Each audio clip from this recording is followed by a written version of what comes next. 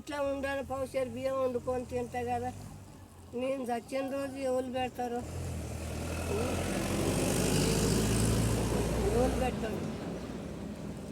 తీసుకుపోయి ఆడబారేస్తారు అంతే. ఏడుతారు, బిడ్డలు ఏడుతారు, కొడుకు ఏడుతాడు.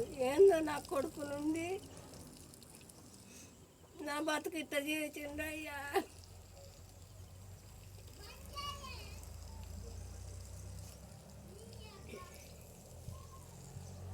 నీ కొడుకు ఎక్కడ పని చేస్తాడు? చిన్న కొడుక పెద్ద ఆయన సత్తుపల్లి చేస్తాడయ్యా. ఏం ఏం జాబ్ చేస్తాడు? గారు కరెంటు మీద. సత్తుపల్లి చేస్తాడా కరెంటు మీద? నెలకైనా పంపిస్తారా మరి నీకు? ఏం పంపించాడయ్యా. పోతే ఇక రా అని తీసుకుపోయిండు. ఉండలేదు. ఎందుకు ఉండాలి? అది కిరాయి ఇల్లు. ఏడ ఉంచిన తూతూ అంటారు అని నేను కొన్న జాగకు ఈ చిన్న కొడుకు రేకులు ఎత్తే ఈయన పడిచేస్తాను. ఎవరు పైసా ఇయ్యడు. మరి నీ పేరు మీద భూమి ఉంది కదా, మరి నీకు తెలియకుండా ఎట్లా రాపించుకున్నావు? అయినా రాపించుకున్నా, నాకు తెలియదు. మరి నువ్వు సంతకం పెట్టండి, కాగితాలు ఎట్లా మారుతాయి? మరి ఎట్లా మార్పించుకున్నాడో నాకు తెలియదు. సంతకం కూడా పెట్టినాను. మరి ఆ భూమి ఎప్పుడు కొన్నారు? ఎప్పుడు కొన్నాడు? అదే ఎప్పుడు, ఎవరు తీసుకున్నారు భూమి? ఎప్పుడు అంటే మీ ఆయన ఉన్నప్పుడు తీసుకున్నాడా, మరి ఎప్పుడు తీసుకున్నాడు?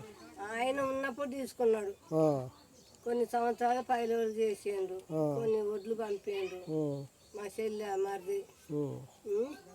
ఇక తర్వాత ఆయన చచ్చిపోయిండు. వాళ్ళ కొడుకు చేసిండు, 4 ఇత్తులు ఇచ్చాడు. ఆ తర్వాత వాళ్ళు గొడవ పెట్టుకొని సత్తుపెళ్ళిపోయిండు వాళ్ళు కొడుకు. అసలు అదేంటో ఆ ఊరి పేరు ఏందో నాకు తెలియదు. బాటాలు. అప్పటి సంది పడవనే పడ్డది. మొన్న కాగితాలు తీసుకుపోయి చేపించుకున్నాడు, చేపించుకోలేదు. నాకు కాగితాలు లేవు అంటే నాకు కాగితాలు లేవు అంటాడు.